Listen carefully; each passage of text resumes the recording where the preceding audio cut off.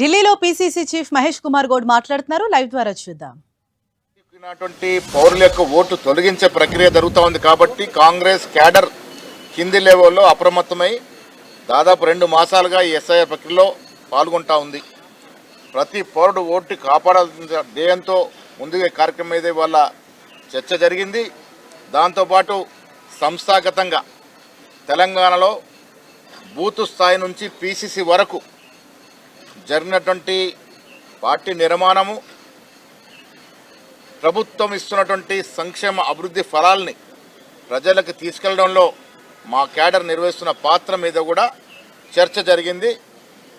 మీనాక్షి నటరాజన్ ఆధ్వర్యంలో మిగతా విషయాలు కొంత చర్చకు వచ్చాయి. వారిని గౌరవ డిప్యూటీ ముఖ్యమంత్రి గారు భట్టి గారు చెప్తారు.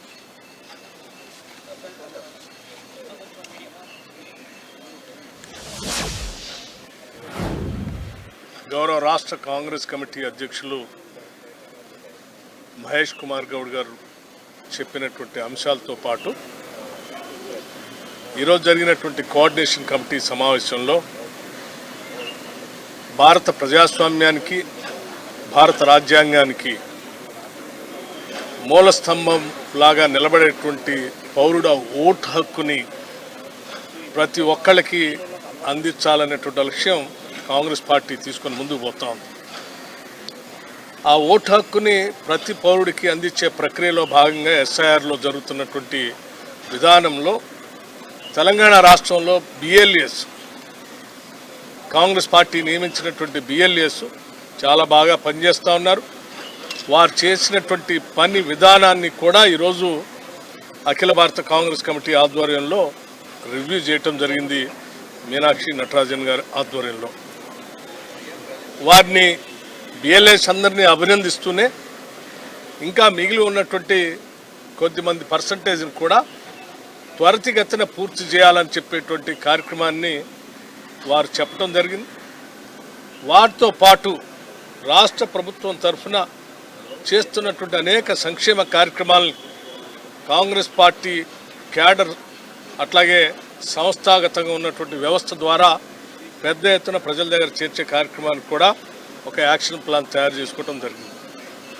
అలాగే భవిష్యత్తులో జరిగేటువంటి గ్రాడ్యుయేట్స్ ఎమ్మెల్సీ ఎన్నికలకు సంబంధించినటువంటి ప్రక్రియ పైన కూడా చర్చ జరిగింది. అందులో ప్రధానంగా గ్రాడ్యుయేట్స్ ఓటర్స్ ఎన్రోల్మెంట్ గురించి, అట్లాగే గ్రాడ్యుయేట్స్ నుంచి ఔత్సాహికులు పోటీ చేయాలనుకున్నటువంటి కాంగ్రెస్ పార్టీ తరఫు నుంచి పోటీ చేయాలనుకున్న ఔత్సాహికుల గురించి కూడా ఏ రకమైనటువంటి విధానపరమైన నిర్ణయాలు తీసుకోవాలనే దాని మీద కూడా మార్గదర్శకత్వం చేయటం జరిగింది.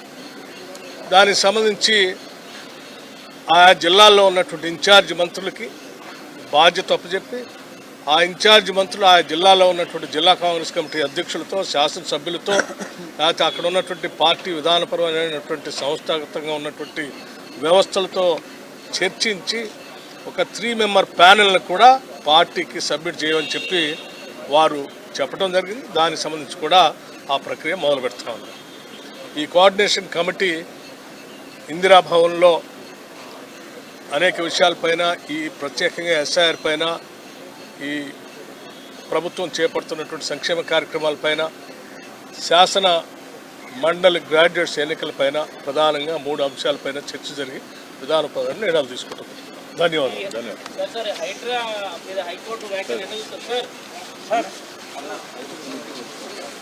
అందరికీ నమస్కారం.